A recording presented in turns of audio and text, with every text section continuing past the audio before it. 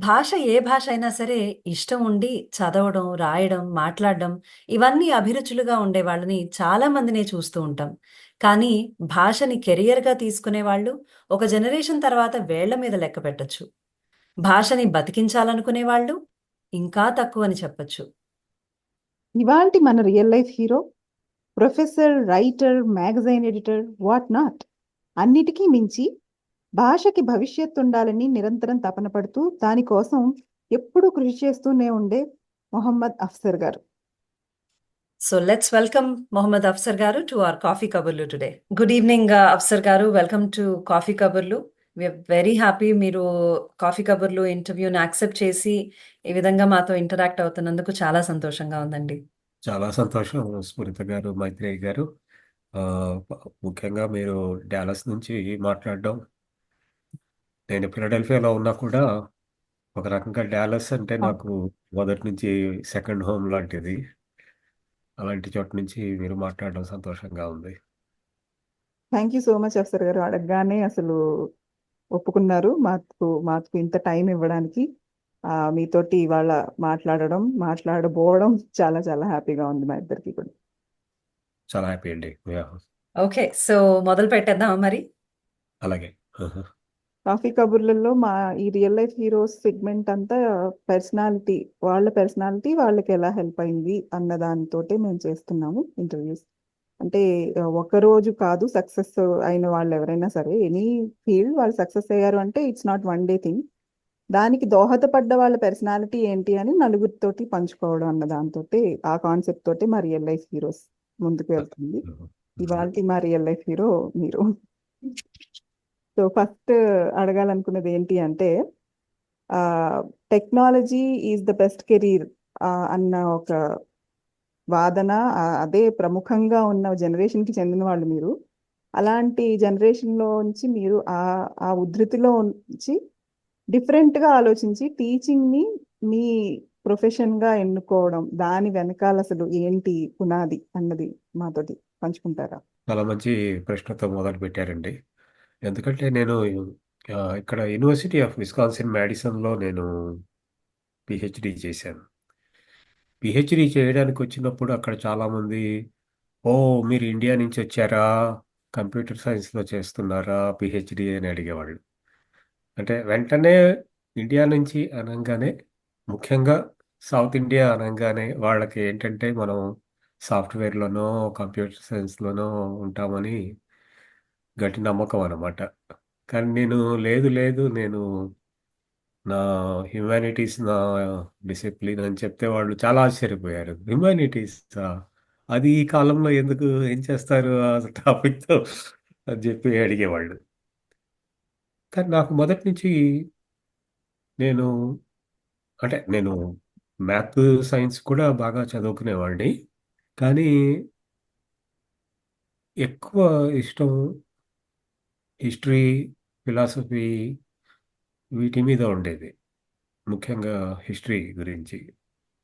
అంటే అది మొత్తం ప్రపంచ చరిత్ర కానివ్వండి, లేకపోతే మన తెలుగు వాళ్ళ చరిత్ర కానివ్వండి, భారతదేశ చరిత్ర కానివ్వండి.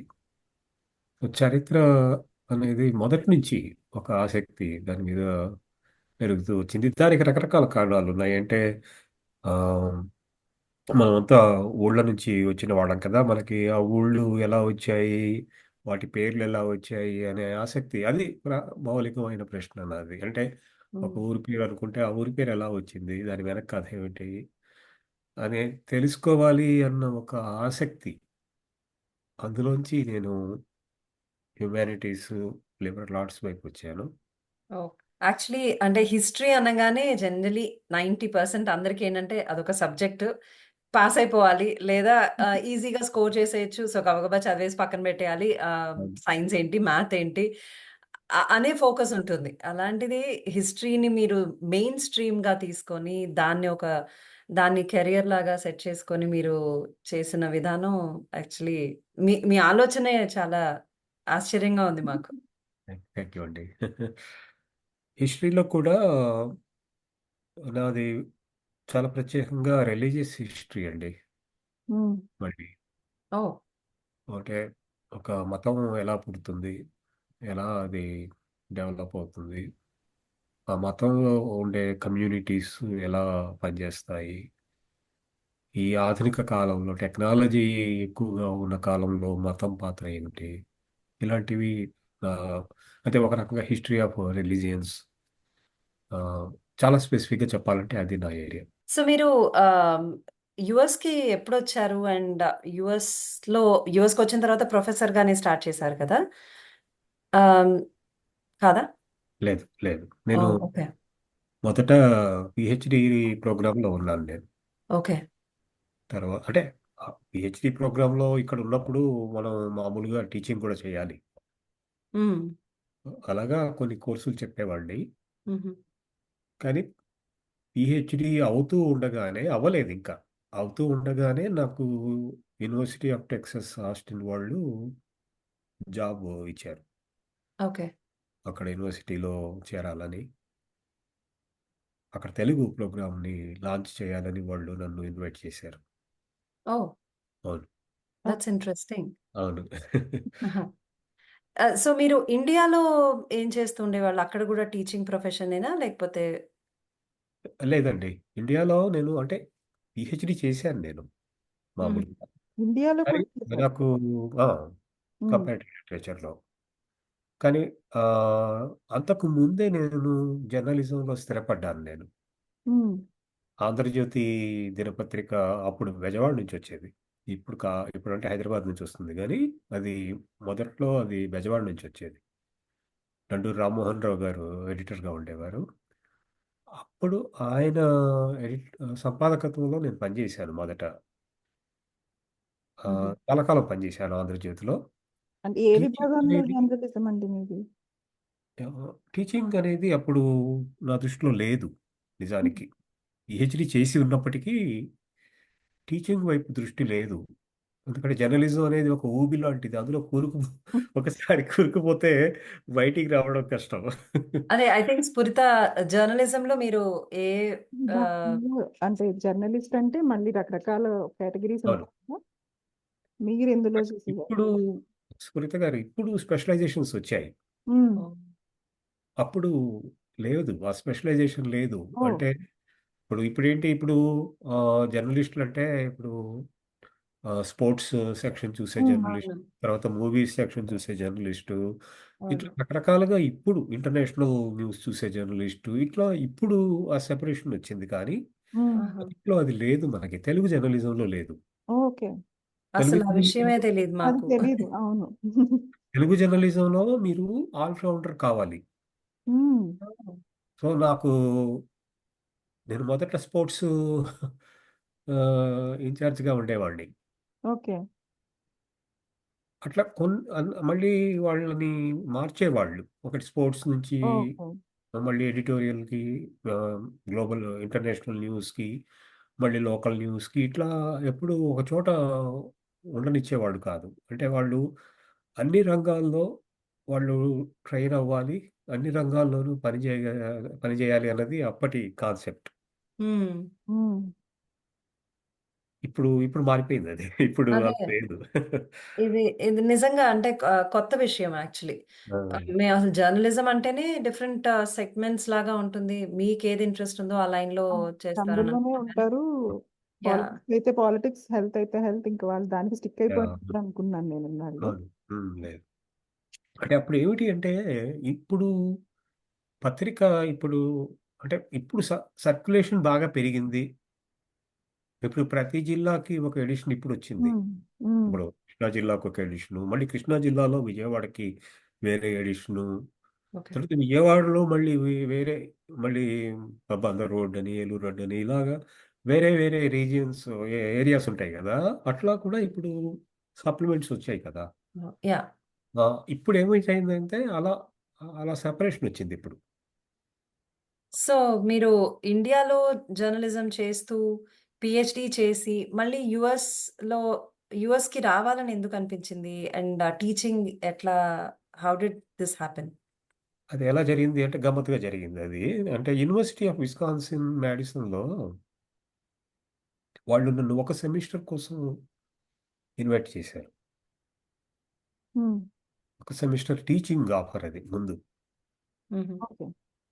కానీ వాళ్ళకి నేను అప్పుడు టీచింగ్‌లో ఒక సెమిస్టరు టీచింగు అందరికీ నచ్చింది. స్టూడెంట్స్ బాగా రావడం మొదలుపెట్టారు. తర్వాత అందరికీ నేను నచ్చాను అక్కడ యూనివర్సిటీలో. వాళ్ళు నన్ను ఎక్కువ కాలం ఉండాలి మీరిక్కడ ఉండగలరా అని అడిగారు. అప్పటికి నేను మంచి ఉద్యోగంలో ఉన్నాను. జర్నలిజంలో నేను రెసిడెంట్ ఎడిటర్‌గా పనిచేశాను నేను. ఓహ్! లేదు నాకది చాలా మంచి ఉద్యోగం. నేను రాలేను అని చెప్పాను నేను. అప్పుడు వాళ్ళు నన్ను 5 ఇయర్స్ కాంట్రాక్ట్‌లో పెట్టారు. అంటే ఒక సెమిస్టరు ఆఫర్ నుంచి 5 ఏళ్ల కాంట్రాక్ట్‌లో పెట్టారు. హ్మ్. అప్పటికి నేను అక్కడ ఉద్యోగం మానేయలేదు. ఉద్యోగం ఉంది అక్కడ. అంటే వాళ్ళు నన్ను వెళ్ళనివ్వలేదు. హ్మ్. ఉద్యోగంలోంచి. ఉండాలి మీరిక్కడే ఉండండి. మీరెప్పుడొస్తే అప్పుడు చేరిపోవచ్చు మళ్ళీ అని చెప్పారు. చాలా కాలం పాటు అలా ఉండిపోయాను నేను. తర్వాత మా బాబు స్కూలింగ్ ఇక్కడే మొదలైంది. మాడిసన్ విస్కాన్సిన్‌లో. తర్వాత బాబు స్కూలింగ్ మొదలైన తర్వాత మొత్తం మారిపోయింది. మా ఆలోచన మారిపోయింది. అరే! ఇక్కడే బావుంటుంది. బాబు చదువుకి ఇక్కడే బావుంటుంది. ఇక్కడే ఉండిపోదాం అనే ఆలోచనొచ్చింది. అది మాకు వర్కౌట్ కూడా అయింది బానే. పిల్లలెప్పుడూ మనని వేరే దారిలోకి వాళ్ళే తీసుకెళ్ళిపోతూ ఉంటారు కదా! పిల్లలు. అవును. అవును. అన్నీ అనుకోకుండా జరిగాయి. అందులో ఇది అనుకోని జరిగిందేమీ లేదు ఇందులో. ఎందుకంటే నేనెప్పుడు నా ఆలోచనలో కూడా లేదు అమెరికా అనేది. నాకసలు అది మ్యాప్‌లో ఎక్కడుందో కూడా తెలీదు అమెరికా అనేది. అస్సలు తెలీదు. అమెరికాలో చలి ఎక్కువగా ఉంటుందని, ఇక్కడ వింటర్ కోట్‌లేసుకొని తిరగాలని కూడా కామన్ మామూలు చిన్న చిన్న విషయాలు కూడా తెలీదు నాకు నేనొచ్చినప్పుడు. ఓకే. కానీ అదృష్టం బావుండి మాడిసన్‌లో తెలుగు కమ్యూనిటీ చాలా గొప్ప కమ్యూనిటీ. హ్మ్. తెలుగు కమ్యూనిటీ నాకు చాలా చాలా సహాయం చేసింది. అసలు గొప్ప సహాయం అది. అంటే ప్రతీదీ వాళ్ళు తీసుకెళ్ళడం, చిన్న చిన్న విషయాల దగ్గర కూడా గైడెన్స్ ఇవ్వడం, అట్లా చాలా చాలా హెల్ప్ చేశారు. ఓకే. మీరు హిస్టరీ ఆహ్, లో చేశారు పీహెచ్‌డీలు. హుహు. మరి కానీ నాకు తెలిసి ఉర్దూ, ఇంగ్లీష్, తెలుగు ఈ భాషలన్నిటి మీద చాలా మమకారం ఉంది. వాటిల్లో చాలా కృషి చేస్తున్నారు. ఈ భాష మీద అభిమానం ఎలా స్టార్ట్ అయింది మీకసలు? అది ఏమి లేదండి. చాలా ఆహ్, సింపుల్‌గా చెప్పాలంటే, నాకు చిన్నప్పుడు ఈ నాటకాల పిచ్చి ఎక్కువుండేది. మా ఊళ్ళో ఈ ప్రెసిడెంట్ గారి ఇంట్లో నాటకాలేసేవాళ్ళు. హ్మ్. ఆ ఊళ్ళో. ప్రతి ఊళ్ళో అదే అలాగే అవును. ప్రెసిడెంట్ గారింట్లో పెద్ద గ్రౌండ్ ఉంటుంది. అందులో నాటకాలేసేవాళ్ళు ఆ రోజుల్లో. ఖచ్చితంగా ఓ 10 అడుగుల దూరంలో మా ఇల్లు ఉండేది. హ్మ్. అక్కడ పాట మొదలై అక్కడ పాట మొదలు కాగానే నాకు ఇక ఆ ఉత్సాహం పెల్లుబికేదనమాట. అమ్మో! వెళ్ళిపోవాలి చూడాలి, చూడాలి. ఆ నాటకాల నుంచి నిజానికి అంటే కొంచెం మంచి ఒక టీమ్‌ని నేను క్రియేట్ జేసి చిన్న చిన్న నాటికలు రాసేవాడిని. మీరు రాసేవారు. ఎప్పుడు ఇది 5, 6 చదువుతున్నప్పుడు. ఆ! ఓహ్! అవును. చాలా ఏముండేది కాదు అందులో. ఊరికే ఏదో ఇద్దరు, ముగ్గురు కూర్చొని మాట్లాడుకుంటూ ఉంటారు. అంతే సన్నివేశం ఏం లేదు. కథ ఏమి లేదు. ఊరికే అట్లా రాసి కానీ రాసేవాడిని. హ్మ్. ఆహా! చె తెలుగులో చక్కగా రాసేవాడిని. డైలాగ్స్ బాగా రాసేవాడిని. సంభాషణలు రాసేవారు 5, 5, 6 అవును. తరగతిలో. తరగతుల్లో అవును. అసలు. వావ్! అప్పుడు అంటే ఆ ఉత్సాహం ఉండేది. భాష మీద చాలా ఆసక్తి ఉండేది. ఎందుకంటే మా నాన్నగారు రచయిత ఆయన. ఓహ్! ఓకే. ఆయన చాలా పేరు? ఆయన కూడా హిందీ పండిట్‌గా పనిచేశారు. హ్మ్. కానీ తెలుగు రచయిత ఆయన. అభ్యుదయ రచయిత. మీ నాన్నగారి పేరు? కౌముది. అవును. కౌముది అంటే కలం పేరు. హ్మ్. ఫిర్‌దీన్ అసలు పేరు. ఓహ్! కౌముది చాలా బాగా విన్న పేరు గదా! అవును. అవును. ఆయన మంచి చాలా పేరుంది ఆయనకి. అంటే రచయితగా తర్వాత కొంచెం ఈ కమ్యూనిస్ట్ పార్టీలో ఉండేవాళ్ళు. మా అమ్మ వాళ్ళు బెజవాడ నుంచి. అందుకని మాకు అప్పుడు ఆ సమయంలో కమ్యూనిస్ట్ రాజకీయాలు ఎక్కువుండేవి. హ్మ్. హ్మ్. మా నాన్నగారు కూడా అదే మా అమ్మగారి వైపు వాళ్ళు కూడా కమ్యూనిస్టు పార్టీ రాజకీయాల్లో ఉన్నారు. అట్లా వాళ్ళందరికీ ఏంటంటే భాష అనేది చాలా ముఖ్యం ఆ రోజుల్లో.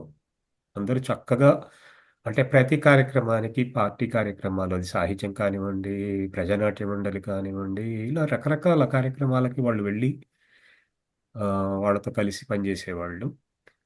అక్కడ నాన్నగారికి హిందీ ఆయన హిందీ టీచ్ చేశారు చాలా కాలం పాటు.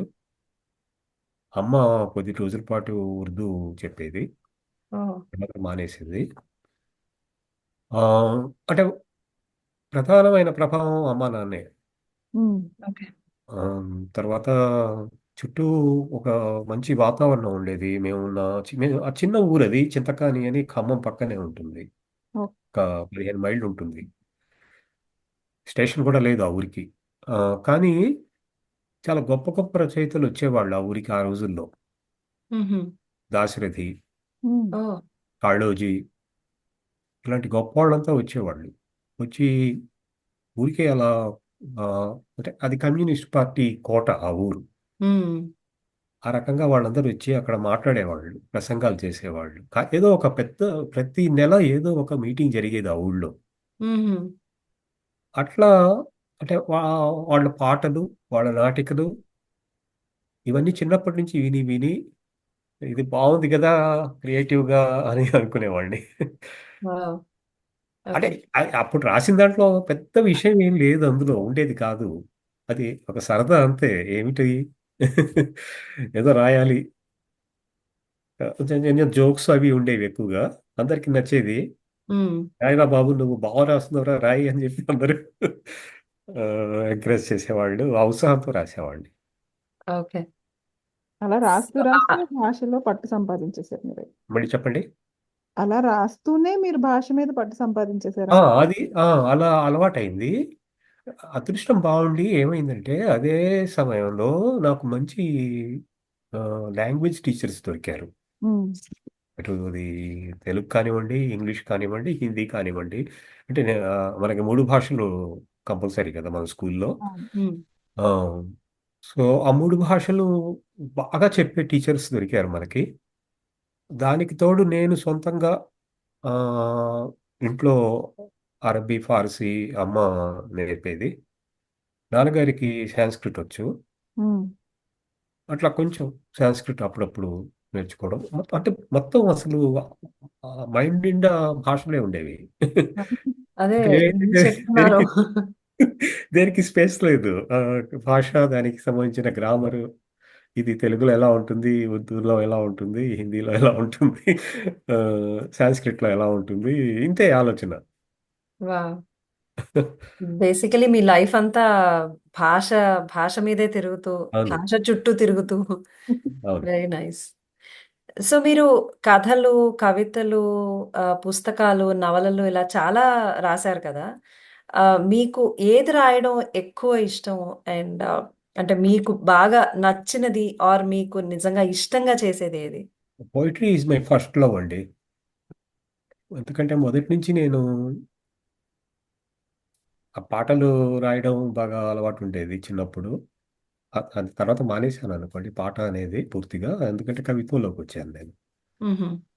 ఆహ్, అయితే ఈ మేము సెవెంత్ గ్రేడ్ ఆ టైంలో ఖమ్మం వచ్చేసాం. టౌన్‌కొచ్చాం పల్లెటూరు నుంచి. వచ్చినప్పుడు నన్ను ఇంగ్లీష్ కాన్వెంట్‌లో పెట్టారు. కాన్వెంట్‌లో పెట్టినప్పుడు నాకు ఇంగ్లీష్ చాలా కష్టంగా ఉండేది. కాన్వెంట్‌లో చాలా కఠినంగా ఉండేవాళ్ళు. ఇంగ్లీషే మాట్లాడాలి, ఏం మాట్లాడకూడదు అని. హ్మ్. సో, అప్పుడు నాకు కొంచెం కాన్‌ఫ్లిక్ట్ వచ్చింది పర్సనాలిటీలో. అంటే నా ప్రేమంతా తెలుగు మీద. హ్మ్. వాళ్ళేమో తెలుగు అసలు మాట్లాడొద్దు. ఒక్క అక్షరం ముక్క కూడా తెలుగు మాట్లాడక వీల్లేదు క్యాంపస్‌లో అని చెప్పి అనేవాళ్ళు. ఆ 2 భాషల మధ్య కాన్‌ఫ్లిక్ట్ వచ్చినప్పుడు నేను నెమ్మదిగా ఒక ఒక అది ఒక కసిలాగా అనిపించింది. ఇంగ్లీష్ నేర్చుకొని ఇంగ్లీష్ గ్రామర్ పుస్తకం పట్టాను నేను ఆ టైంలో. ఓహో! అవును. రెడ్ అండ్ మార్టిన్ గ్రామర్ ఉండేది గదా! మనకి. అవును. అవును. మొత్తం, మొత్తం ఫస్ట్ పేజీ నుంచి లాస్ట్ పేజీ దాకా బట్టి కొట్టాను నేను. ఆ! ఇది సెవెంత్ గ్రేడ్‌లో. వావ్! బట్టి కొట్టిన తర్వాత కొంచెం ఇంగ్లీష్ పోయిటరీ చదవడం. అంటే ఏదైనా సరే మనకి నా సాంప్రదాయం ఏంటంటే బట్టి కొట్టడం. అది మీరేమి ఇచ్చినా సరే బట్టి కొడతాను నేను. సో, అట్లా ఇంగ్లీష్ పోయిటరీ బట్టి కొట్టడం. అది నెమ్మదిగా ఇంగ్లీష్ పోయిటరీ రాయడం వైపు తీసుకెళ్ళింది. ఓహ్! హ్మ్. నిజానికి నేను తెలుగులో నావి ముందు అచ్చు కాలేదు. పబ్లిష్ కాలేదు. హ్మ్. అవునా? ఇంగ్లీష్ పోయిటరీ ముందు ఫస్ట్ అయింది. పబ్లిష్ అయింది. పబ్లిషింగ్. ఓహ్! హై ఓహ్! స్కూల్‌లో ఉన్నప్పుడు 'ది మిర్రర్' అని ఒక పత్రిక ఉండేది. హ్మ్. మీకు గుర్తుండే ఉంటుంది. బాంబే నుంచి వచ్చేది. చాలా మంచి పత్రిక. అవును. వీక్లీ. హ్మ్. అన్నీ ఉంటాయి అందులో. లిటరేచర్ కూడా ఎక్కువ ఉండేది. పోయెట్రీ ఉండేది, షార్ట్ ఫిక్షన్ ఉండేది, అన్నీ ఉండేవి. ఇంటర్వ్యూస్ చాలా బాగుండేవి. సో, నేను ఊరికే సరదాగా ఒక ఇన్‌లాండ్ లెటర్‌లో పంపించాను పోయెమ్ వాళ్ళకి. ఇంగ్లీష్‌లో. ఓహ్! ఆహ్, ఒక ఊరికే ఇన్‌లాండ్ లెటర్ తీసుకొచ్చి మంచిగా అరే! ఇదేదో మంచిగా ఉంది. ఇది బ్లూ కలర్‌లో చాలా అందంగా ఉందేంటి ఇన్‌లాండ్ లెటర్ అనుకోని రాసేసాను దాని మీద. రాసి వాళ్ళకి పంపిస్తే ఒక వారం రోజుల్లో ఆ ఎడిటరు ప్రభా గోవింద్. ఇప్పటికి నేను అది మర్చిపోలేను ఆమెని. హ్మ్. చాలా గొప్ప ఎడిటరు. ఆమె ఉత్తరం రాసింది నాకు. ఓహ్! యాహ్! నేను చాలా బావుంది మీ పోయెము. నువ్వు నెలకొక పోయెమ్ పంపించు. నీకు ప్రతి పోయెమ్‌కి నేను రూ. 100 ఇస్తాను అని చెప్పి ఓహ్ మై గాడ్! ఆ రోజుల్లో రూ. 100 నెలకి అంటే ఎక్కువే. డబ్బులు యాహ్! రోజులు. ఎక్కువ గదా! ఆ! ఆ! ఇది బావుంది గదా! అని ప్రతి నెల ఆమెకు 2 పోయెమ్స్ పంపించేవాడిని. ఆమె ఒక పోయెమ్ పబ్లిష్ చేసింది. ఓకే. అంటే అది చాలా కాలం అలాగా మొత్తం ఇంగ్లీషే. తెలుగులోకి రాలేదు నేను. హ్మ్. హ్మ్. ఆహ్, స్కూల్లో వాతావరణం కూడా అలా ఉపయోగపడింది దానికి. నేను డిగ్రీలో వచ్చిన తర్వాత అప్పుడు తెలుగులో రాయడం మొదలుపెట్టాను. అది కూడా అనుకోకుండా. ఓకే. అవును. అది అంటే ఇక తెలుగులో రాయడం మొదలుపెట్టిన తర్వాత మళ్ళీ వెనక్కి చూసుకోలేదు. హ్మ్. హ్మ్. నేను అంతే ఇక తెలుగే ఇక లోకం అయిపోయింది. సో, మీరిప్పుడు ఎక్కువ ఇష్టంగా రాసేది తెలుగులోనా? ఉర్దూనా? సాంస్క్రిటా? అరబిక్ అసలు మేము ఏమని అడగాలో అది గూడా తెలియట్లేదు అన్ని ఇవి లేవు. భాషలు. ఆ భాషలన్నీ ఇప్పుడు లేవు మైత్రేయి గారు. అవునా?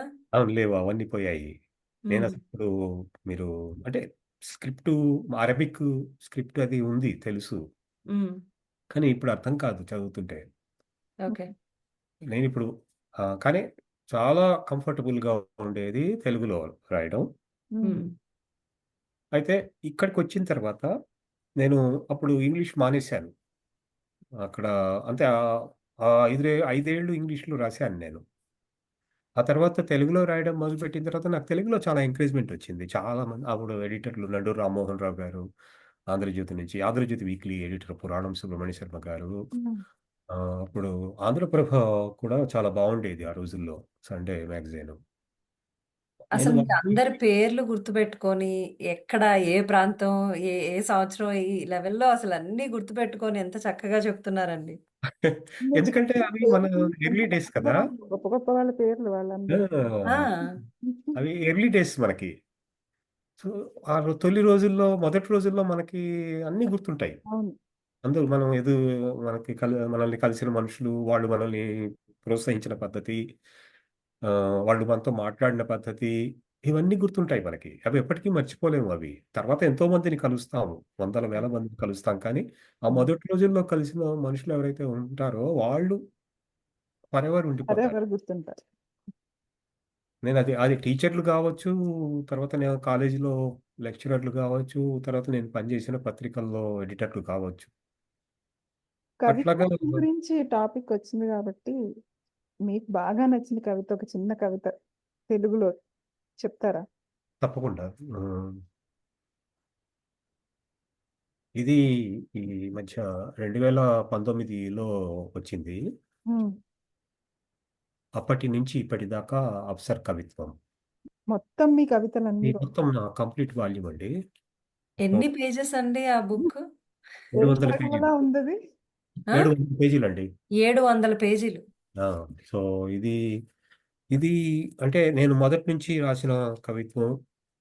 ఆహ్, ఇప్పుడు ఈ మధ్య అంటే 2018లో ఇంటివైపు వచ్చింది. ఉమ్, అది కవితా సంపుటి. ఇవన్నీ కూడా ఇందులో ఉన్నాయి. మొదట్లో రాసినవి ఇందులో అంటే ఇప్పటికీ చాలా మంది ఫ్రెండ్స్ ఆ మొదట్లో రాసినవి చాలా బాగుంటాయి, అలా రాయొచ్చు కదా, ఇప్పుడు ఎందుకు అలా రాయట్లేదు అని అంటారు. అది ఎలా సాధ్యమవుతుంది? మళ్ళీ అంత ఆ కాలానికి వెళ్ళలేం కదా అంటాను నేను. దేశ కాలమాన ఆ, చేంజెస్ వల్ల అంటారా? ఆ, కానీ మొదట్లో అంటే బాగా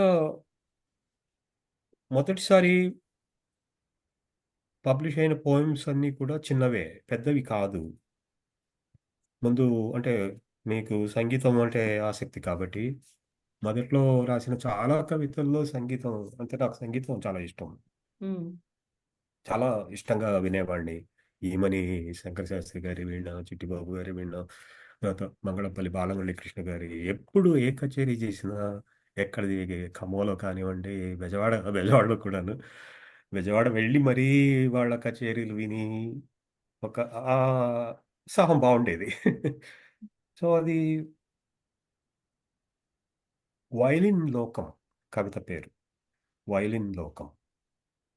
మెత్తటి వేళ్ళు తలుపు తట్టినట్టు, వైలిన్ తీగల్ని నొక్కినట్టు, నరాల్లో మౌనంగా పారే రక్తంలో ఒక మృదువైన కదలిక, ఆలోచన గాలిపటం తెగిపోయిన ఆకాశంలో కనిపించి కనిపించనట్టు మెలికలు తిరుగుతూ నేలరాలే అనుభూతి, చీకట్లో ముడుచుకు పడుకున్నప్పుడు రాత్రి గోడపై తెరుచుకునే నేత్రం, బిగుసుకుపోయిన గాల్లోంచి కరుగుతూ వచ్చి నిశ్శబ్దాన్ని తడుముకుంటూ వెళ్ళిపోయే సంగీతం వేళ్ళు, యుద్ధ భూమిగా మారి అరచేతులు ఆకాశాలని పొదివి పట్టుకోవాలనుకునే చివరి ప్రయత్నంలో నిర్జీవంగా వేలాడి అలసిపోయిన హృదయంపై వాలిపోతాయి, వెక్కి వెక్కి ఎడవలేక, ఏ ముఖంలోనూ దాక్కోలేక.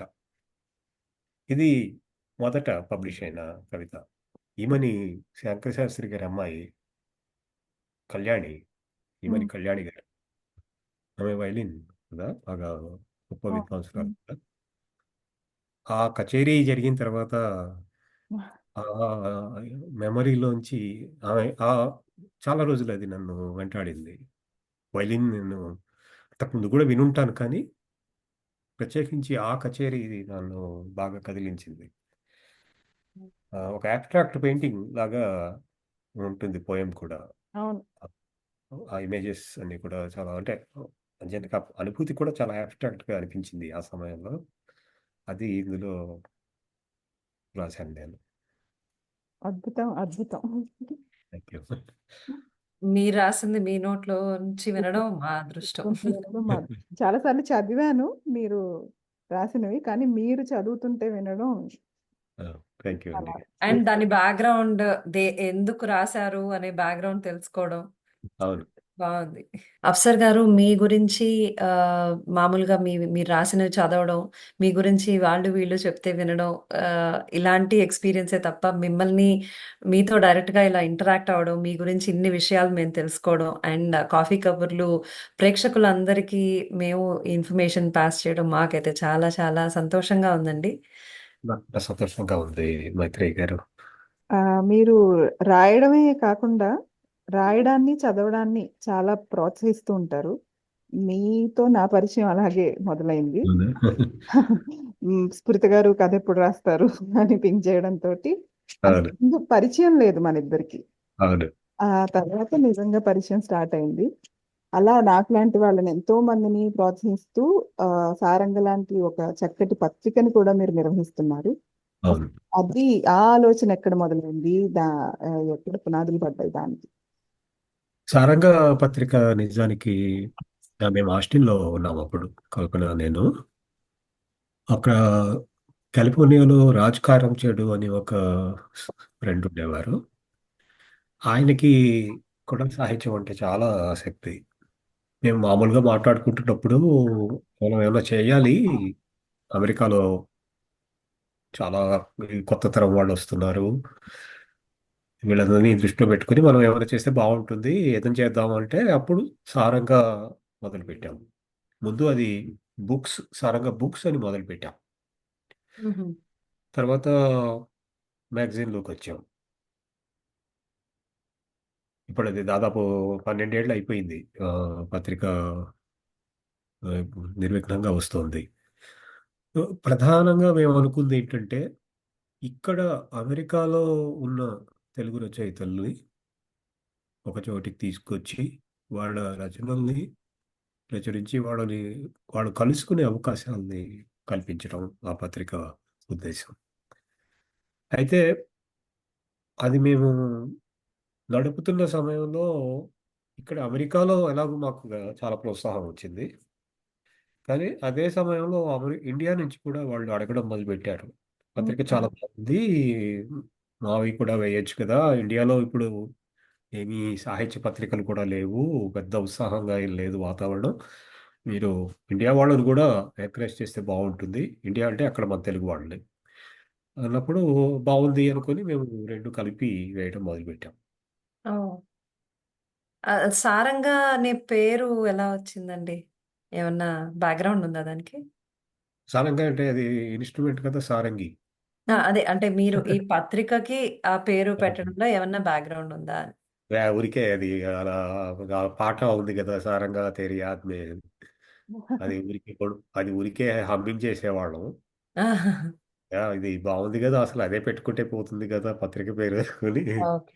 కానీ తర్వాత చూస్తే దానికి చాలా సాహిత్యపరమైన అంటే ఫైన్ ఆర్ట్స్‌కి సంబంధించిన డెఫినిషన్స్ చాలా ఉన్నాయి. హ్మ్. అలాగే ఇన్‌స్ట్రుమెంటు, సారం తెలిసినది.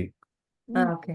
ఆహ్, సో, 12 ఏళ్లుగా మీరు ఈ పత్రిక నిర్వహిస్తున్నారైతే. అవును. అంటే నేనొక్కడినే కాదు.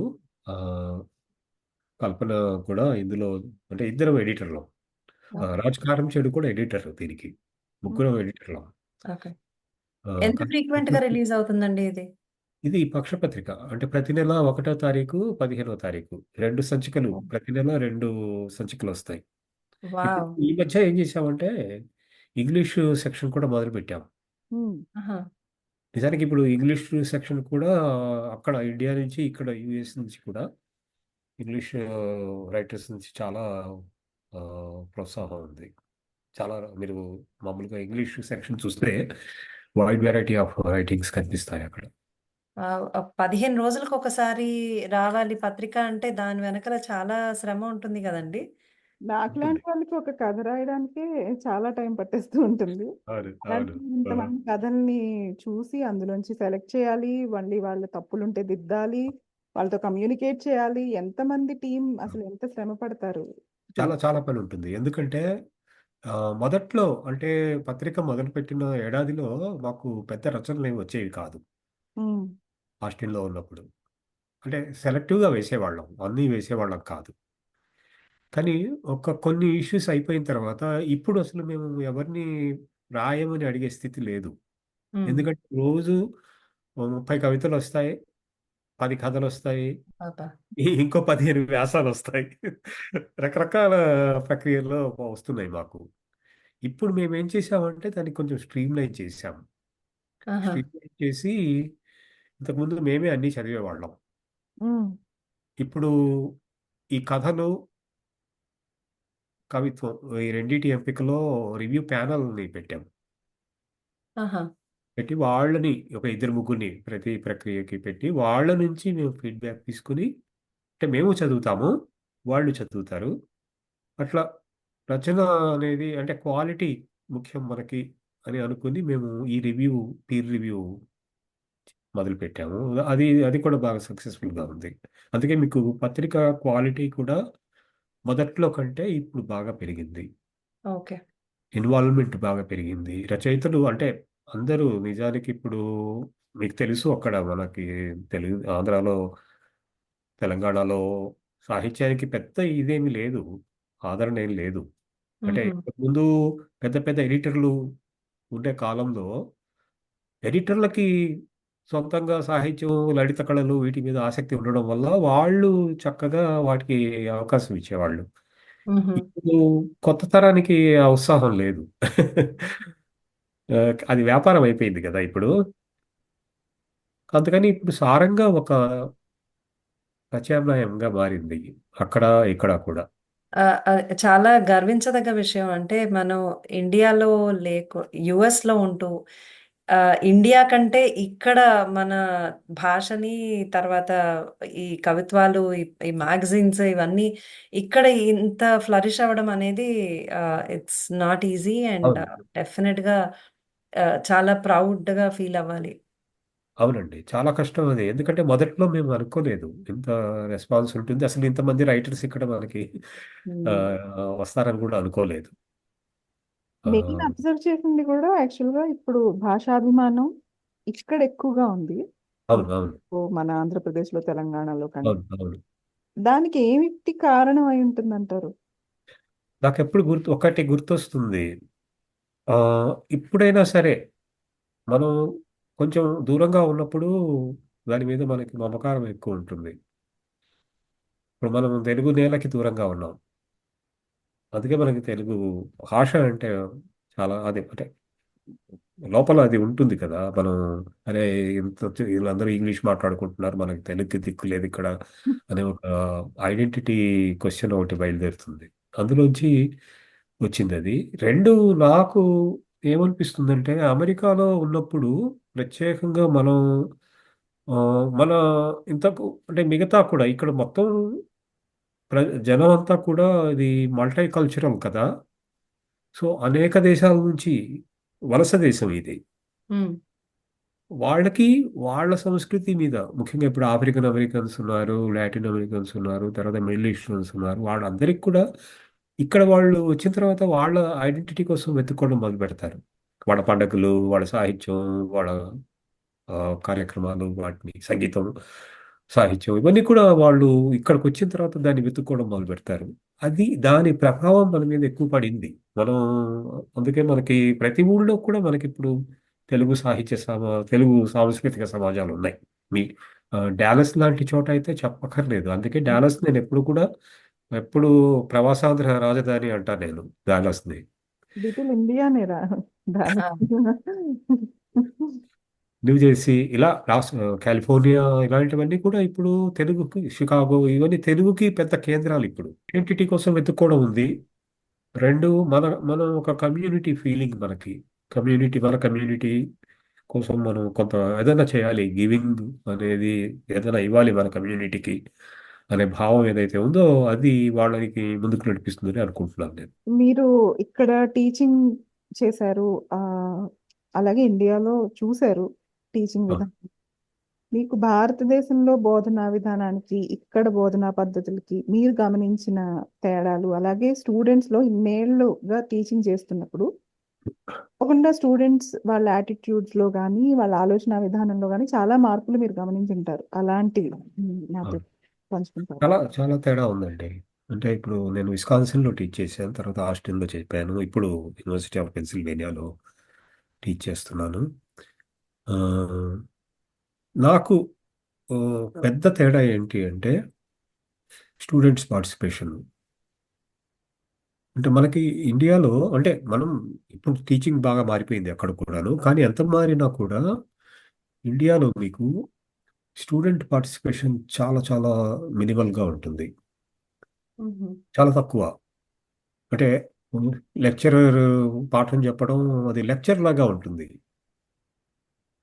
డిస్కషన్ లాగా ఉండదు. ఇక్కడ క్లాస్ రూమ్ అంటే ఒక పెద్ద డిస్కషన్ ఫోరం ఇది. అది అది నాకు బాగా నచ్చింది.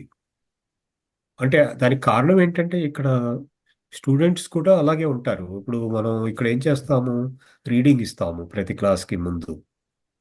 అంటే ఒక 70 పేజీలో, 100 పేజీలో చదివి క్లాస్‌కొస్తారు ఇక్కడ స్టూడెంట్స్. వచ్చినప్పుడు వాళ్ళకి చాలా క్వెషన్స్ ఉంటాయి అందులో. సో, మనం ఆహ్, ఇంటరాక్షన్ అనేది ఇక్కడ చాలా బావుంటుంది. అందుకే ఇక్కడ లెర్నింగ్ ప్రాసెస్ కూడా చాలా వేగంగా ఉంటుంది. ఈ పిల్లలు ఈ ఈవెన్ హై స్కూల్‌లో గూడా మీరు చూస్తారది. హ్మ్. కానీ యూనివర్సిటీకొచ్చిన తర్వాత ఆ లెర్నింగ్ ప్రాసెస్ చాలా వేగంగా ఉంటుంది. పిల్లలు ఒక్క సెమిస్టర్లో చాలా పికప్ చేస్తారు. హ్మ్.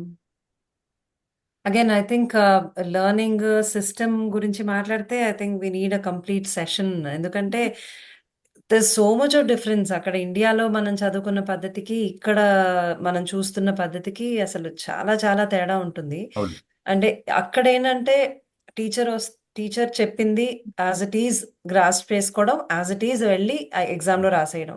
అవును. బట్ ఇక్కడేంటంటే self study, self learning and then నువ్వు ఎంత ఎక్స్‌ప్రెస్ చేస్తావు, ఎంత మాట్లాడతావు, ఎన్ని అవును. క్వెషన్స్ ఏస్తావు అవును. అనే దాని మీద చాలా డిపెండ్ అయ్యి ఉంటుంది.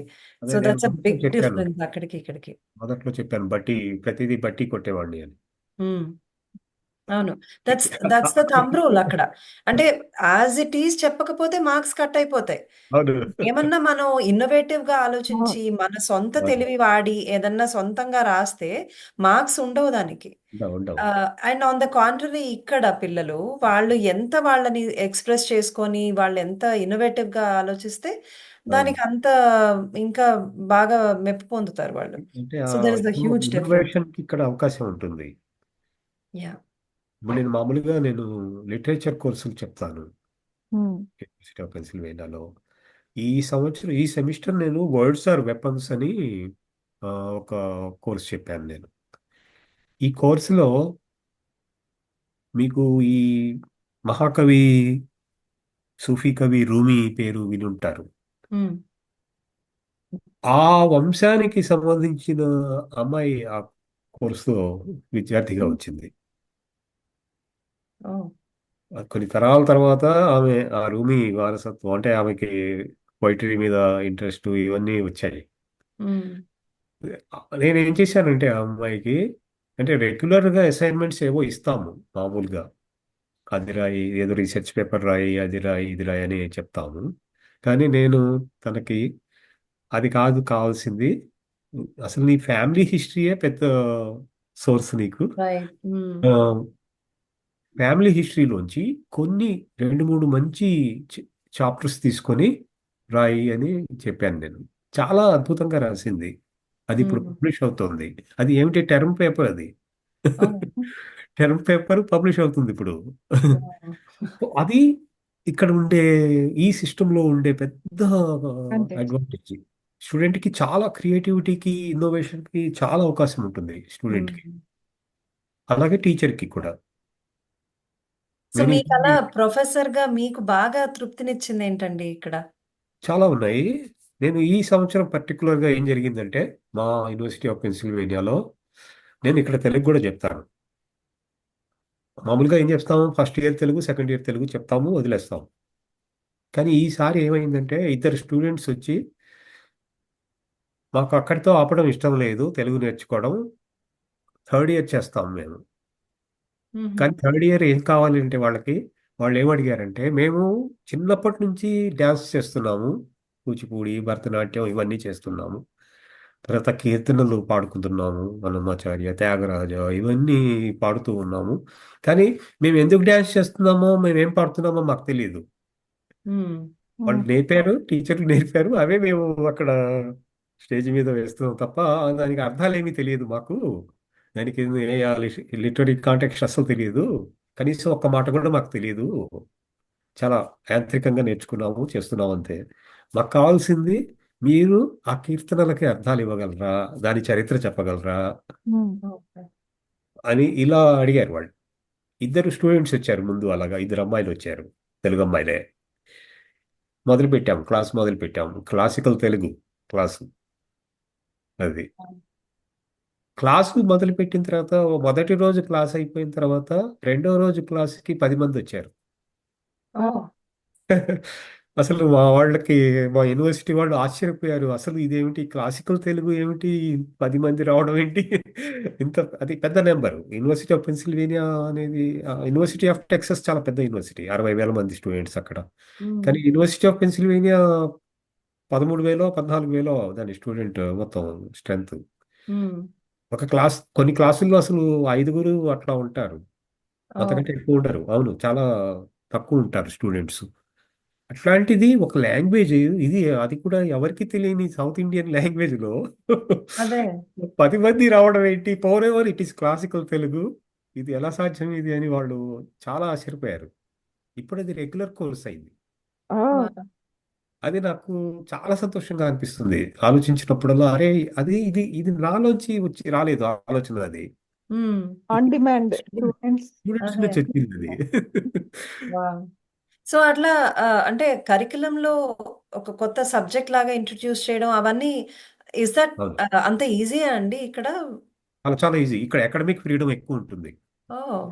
మీకు మనకు అది అది ఇందాక మీరు అడిగారు కదా ప్రశ్న, అక్కడికి ఇక్కడికి తేడా. అక్కడ మీకు అంతా ఫిక్స్ అయి ఉంటుంది, ఏం అదే. చెప్పాలి ఏమిటి, అవును. సిలబస్ కరెక్ట్, దాని అసైన్మెంట్స్, దానికి సంబంధించిన మెథడాలజీ అవన్నీ కూడా ఫిక్స్ అయి ఉంటాయి. మీకు ఇండియాలో ఏమీ మీకు వెసులుబాటు ఉండదు ఫ్రీడమ్ మార్చడానికి. ఉండదు అసలు. కానీ ఇక్కడ ఈ సిస్టంలో మీరు ప్రొఫెసర్గా ఎన్ని మార్పులైనా చేయొచ్చు. వావ్! మీరు సిలబస్ మార్చొచ్చు, కొత్త కోర్సు మొదలు పెట్టొచ్చు, మెథడ్ అసైన్మెంట్స్ మార్చొచ్చు. ఓహ్! చాలా అంత మీరు మొత్తం మీరు నిర్ణయిస్తారు. మీరే నిర్ణయిస్తారు. అది అది ఆ స్వేచ్ఛ ఇక్కడ మాత్రమే సాధ్యం. ఓహ్! That's amazing. నాకు తెలీదు ఈ విషయం ఇప్పటి వరకు. అవునవును. లేదు లేదు. అంత చేంజ్ చేయొచ్చు అన్న విషయం తెలీదు. మొత్తం చేయొచ్చు. మీరు మీకు ఒకసారి మీకు ఫుల్ టైమ్ టీచింగ్ ఫ్యాకల్టీగా మీకు డిపార్ట్మెంట్లోకి అడుగుపెట్టిన తర్వాత అది మీ ఇష్టం ఇక. మీ ఏరియాలో, హుహు. కానీ మీ ఏరియాలో ఉండాలది అంతే. మీ ఓకే. డిసిప్లిన్ ఏదైతే ఉందో అందులో మీరు ఓకే. చెప్పగలగాలి. ఓహ్! మళ్ళీ నైస్. స్టూడెంట్స్ బాగా దానికి అట్రాక్ట్ అయ్యి వస్తున్నారు అంటే అవును, దే లెట్ యూ డూ. అవును. అది రెండోది ఏంటంటే మీకు అంటే ఇప్పుడు university of Pennsylvania Ivy League school, వీళ్ళకేమి ఎంతమంది స్టూడెంట్స్ ఉన్నారు ఏమిటి వస్తారు ఏమిటి అనేది పెద్ద లెక్క ఉండదు. ఇక్కడ పద్ధతి ఏంటంటే ఒక క్లాస్ అనౌన్స్ చేశాక ఆ క్లాస్కి ఒక స్టూడెంట్ వచ్చినా కూడా క్లాస్ నడపాలి. ఆహా! నేను క్లాస్ ఒక్క స్టూడెంట్ ఉన్నాడు క్లాస్ నేను నడపను అంటే కుదరదు. ఓహ్! ఆ స్టూడెంట్కి లీగల్ రైట్స్ ఉంటాయి. ఓహ్! అవును, చాలా కష్టం అది. అందుకని కానీ మనకు ఆ సిచ్యుయేషన్ లేదు, ఎందుకంటే తెలుగు మనం ఇక్కడ మొదలుపెట్టిన తర్వాత ఎప్పుడు కూడా 15, 20 అది మన చాలా పెద్ద రికార్డ్ లెవెల్ స్టూడెంట్స్ వచ్చారు మనకి. వావ్! ఆ, ఇప్పటి తరం వాళ్ళు, ఇప్పటి వెరీ యంగ్ జనరేషన్ వాళ్ళు ఎస్పెషల్లీ ఈ విజువల్ మీడియా ఉధృతిలో కొట్టుకుపోతున్నారు అనిపిస్తుంది అవును, నాకైతే. అవును. ఇక్కడే కాదు, ఇండియాలో కూడా ఉంది ఈ ప్రాబ్లమ్. దానివల్ల ఫోకస్ లెవెల్స్ కూడా చాలా తగ్గిపోతున్నాయి. వాళ్ళకి ఏదైనా అవును, సరే 1 minute, even less than 1 minute లో తెలిసిపోవాలి, లేకపోతే అంతే వాళ్ళ ఫోకస్ ఉంటుంది. అవును, అవును, నెక్స్ట్ టాపిక్ కి నెక్స్ట్ దానికి వెళ్ళిపోతున్నారు వాళ్ళు. అలా డిజైన్ అయిపోయాయి కూడా మన చుట్టూ ఉన్న అవును. సోషల్ మీడియా కానివ్వండి, ఎనీథింగ్. అటెన్షన్ స్పాన్ తగ్గిపోయింది. అటెన్షన్ స్పాన్ చాలా తగ్గిపోయింది. ఈ ప్రభావంలోంచి వాళ్ళని బయటకు తీసుకురావడానికి తల్లిదండ్రుల తాపత్రయం ఎప్పుడు వాళ్ళని మళ్ళీ చదవడం, రాయడం ఇలాంటి వాటి వైపు మళ్ళించాలి అని ఒక తపన పడే తల్లిదండ్రులు ఉన్నారు, చాలా మందే ఉన్నారు. అలాంటి వాళ్ళకి మీరిచ్చే సలహా ఏంటి? అలాంటి తల్లిదండ్రులకి వాళ్ళ పిల్లల్ని అట్లా ఆగడానికి. అవును. అంటే ఒక విషయం ఏంటంటే స్మృత గారు, మైత్రేయి గారు, ఇప్పుడు చదువు అనే కాన్సెప్ట్ మారింది ఇప్పుడు. ఇప్పుడు ఇంతకుముందు నేను చెప్పినట్టు చదువు అంటే మనం చదివింది రిప్రొడ్యూస్ చేయడం కాదు. మనం చదివిన దాంట్లోంచి కొంత మనం మళ్ళీ ఏదైనా క్రియేట్ చేసే నేర్పు సంపాదించడం ఇప్పుడు చదువు అంటే. అంటే ఇందులో ఈ రకమైన చదువులో ఇది ఈ క్రియేటివిటీ అనే ప్రాసెస్లో మీకు చాలా ఆ, ఉత్సాహం ఉంటుంది. అరే, నేను ఇది చేయాలి అనే ఉత్సాహాన్ని వీళ్ళు ఇక్కడ మొదటి నుంచి అలవాటు చేస్తారు. మీరు హై స్కూల్ పిల్లల్ని చూడండి, ఎలిమెంటరీ మిడిల్ స్కూల్ పిల్లల్ని చూడండి. మీకు ఎలిమెంటరీ లెవెల్లో కూడా జరుగుతుంది, కానీ మిడిల్ స్కూల్ నుంచి ఇక్కడ రీడింగ్ అనేది చాలా పెద్ద పార్ట్ ఆఫ్ దైర్ కారికులం. అప్పటికి ఎలిమెంటరీ ఇప్పటికి కూడా కూడా. అండి. ఆ, ఎలిమెంటరీ నుంచి గూడా. అవును. నేను ఈ పిల్లల్ని స్టూడెంట్స్ని అడుగుతాను, నేను మామూలుగా వాళ్ళ రీడింగ్ హ్యాబిట్స్ గురించి అడిగితే వాళ్ళు అసలు మనం చదివిన క్లాసిక్స్ ఏవైతే ఉన్నాయో అవి వాళ్ళు మిడిల్ స్కూల్లోనే చదివేసి ఉంటారు. ఇంగ్లీష్లో ఇంగ్లీష్ హ్మ్. క్లాసిక్స్. అవును. అని చెప్పేస్తారు వాళ్ళు. అయితే ఒక సమస్య ఏంటంటే ఆ ట్రైనింగ్ అంతా బాగుంటుంది మిడిల్ స్కూల్లో, హై స్కూల్లో. కానీ అది ఆ తర్వాత సస్టైన్ అవ్వడం కష్టం. ఎందుకు కావట్లేదంటే మనలాగే ఇక్కడ కూడా అండర్ గ్రాడ్స్కి వెళ్ళిన తర్వాత వీళ్ళకి ఆ స్పెషలైజేషన్ ఒకటి ఏర్పడుతుంది. నేను కంప్యూటర్ సైన్స్ వైపు వెళ్ళాలి, లేదా బిజినెస్ ప్రోగ్రాంలోకి వెళ్ళాలి, ఇలాగా రకరకాల ఫైనాన్స్లోకి వెళ్ళాలి. మా యూనివర్సిటీలో ఎక్కువ మంది, అంటే మాది బిజినెస్ స్కూల్ చాలా పెద్దది కదా, ఎక్కువ మంది ఫైనాన్స్, మార్కెటింగ్, బిజినెస్లోకి వెళ్తారు. అందరికీ గోలు చదువు కాగానే న్యూయార్క్లో స్టాక్ ఎక్స్చేంజ్లో పనిచేయడమే. సో కానీ నాకు చాలా ఆశ్చర్యంగా అనిపించేది ఏంటంటే వాళ్ళు అంత మాత్రాన వాళ్ళలో రీడింగ్ హ్యాబిట్ ఏం పోదు, చదువుతూనే ఉంటారు. రోజుకి కనీసం ఒక గంట వీళ్ళు చదువుతారు. నేను సర్వే చేశాను అది. ఉమ్, చాలా పని ఉంటుంది వీళ్ళకి చదువుతున్నప్పుడు కానీ, తర్వాత ఉద్యోగాలు చేరిన తర్వాత కూడా చాలా చాలా పని ఉంటుంది. ఉద్యోగంలో సెటిల్ అవ్వడానికి కూడా చాలా పని చేయాల్సి వస్తుంది వాళ్ళు. కానీ వాళ్ళ రోజువారీ జీవితంలో ఒక గంట రీడింగ్కి అలా పక్కన పెట్టేస్తారు. వాళ్ళు ఏదైనా చదవచ్చు, ఫిక్షన్ చదవచ్చు, నాన్ ఫిక్షన్ చదవచ్చు, హిస్టరీ చదవచ్చు. వాళ్ళ ఇష్టం అది. Something other than their discipline. ఇది మనకి అక్కడ జరగట్లేదు. దానికి కారణం ఏంటంటే అక్కడి వ్యవస్థలో దానికి సంబంధించిన ఆసక్తిని మనం డెవలప్ చేయలేకపోతున్నాం. ఇంకొకటి ఏంటంటే ఇక్కడ ఈ సిస్టంలో మీకు ఏ ఫీల్డ్లో ఉన్నా కూడా మీకు రైటింగ్ అనేది చాలా ముఖ్యం ఇక్కడ. ఉమ్, డాక్యుమెంటేషన్ చాలా చాలా ముఖ్యం ఇక్కడ. ఏ ఉద్యోగంలో ఉన్నా కూడా మీరు సాఫ్ట్వేర్లో ఉండనివ్వండి, లీగల్ ప్రొఫెషన్లో ఉండనివ్వండి. లీగల్ ప్రొఫెషన్ అంటే ఇక చెప్పక్కర్లేదు అనుకోండి. ఇలా అంటే మీకు రైటింగ్ ముఖ్యం. అది వాళ్ళ ప్రొఫెషన్లో భాగమైన సిస్టంలో రీడింగ్ కూడా ఆటోమేటిక్గా వాళ్ళ లైఫ్లో భాగం అవుతుంది. అంటే అవి రెండు కలిసి ఉంటాయి కదా, రీడింగ్ అండ్ రైటింగ్. ఇది మనం మామూలుగా చేయొచ్చండి, ఇళ్లలో కూడా చేయొచ్చు. చాలా చేసే ఫ్యామిలీస్ ఉన్నాయి మనకి. అంటే పిల్లల్ని కూర్చోబెట్టి మనం మనం చిన్నప్పుడు చేసేవాళ్ళం ఆ పనులు. అంటే అమ్మ నాన్న అలా చేసేవాళ్ళు. అరే కాసేపు కూర్చొని ఏమైనా చదవరా, పుస్తకం చదవరా, తెలుగు పుస్తకం చదవరా, లేకపోతే ఇంకోటి చదవరా అని కూర్చోబెట్టి ఒక గంట అలా ఊరికే చదివించే అలవాటు ఉండేది. ఇప్పుడు అది నెమ్మదిగా తగ్గుతోంది. కానీ ఇప్పుడు ఇక్కడ అది ఏంటంటే కొంచెం పర్వాలేదు. నేను ఎప్పుడు కూడా అది అనుకుంటుంటారే మన దగ్గర ఇలా లేదు కదా అనే ఒక బాధ ఉంటుంది నాకు. సో, మీ గురించి చాలా విషయాలు తెలుసుకున్నాము. అండ్ భాష మీద మీకున్న ప్రేమ తెలుస్తోంది. సో, మీకు ఆహ్, మా శ్రోతలందరికీ మీరు ఇవ్వాలనుకున్న మెసేజ్ ఏమన్నా ఉందా? వాళ్ళని మోటివేట్ చేయడానికి అవ్వనివ్వండి, లేదు వాళ్ళని ఒక మంచి మెసేజ్ లాంటిది వాళ్ళందరికీ ఇస్తే వాళ్ళు వాళ్ళు కూడా తృప్తిగా ఉంటారనిపిస్తుంది. మీ చాలా జీవిత థ్యాంక్స్ అండి. అనుభవాలు అంటే ఇన్నేళ్ల జీవితం ఒక్కసారి వెనక్కి తిరిగి చూసుకుంటే మీ అనుభవాల్లోంచి ఒక మెసేజ్ లాంటిది మీరు నేర్చుకుని ఉంటారు చాలా, జీవితంలో ఇంత అనుభవం ఉన్న వాళ్ళు. నేను ఒక్కటే అంటే సందేశం ఇచ్చేంత పెద్దవాడిని కాదు, కానీ నేను ఒక్కటే నాకు ఎప్పుడు ఏమి అనిపిస్తుందంటే జీవితం అనేది ఎప్పటికీ ఆగిపోని పాఠం. అది ఎప్పుడు నేర్చుకుంటూనే ఉండాలి. నేను అరే ఈ చాప్టర్ అయిపోయింది, నేను ఇక చేయాల్సింది ఏమీ లేదు అనుకోవడానికి లేదు లైఫ్లో. ఎందుకంటే ప్రతిరోజు ఒక చాప్టర్ మొదలవుతుంది. ఆ చాప్టర్ని మనం ఎంత సంతోషంగా లేదా ఎన్ని భావాలతో నింపుతాం అన్నది మన ఫిలాసఫీని బట్టి ఉంటుంది.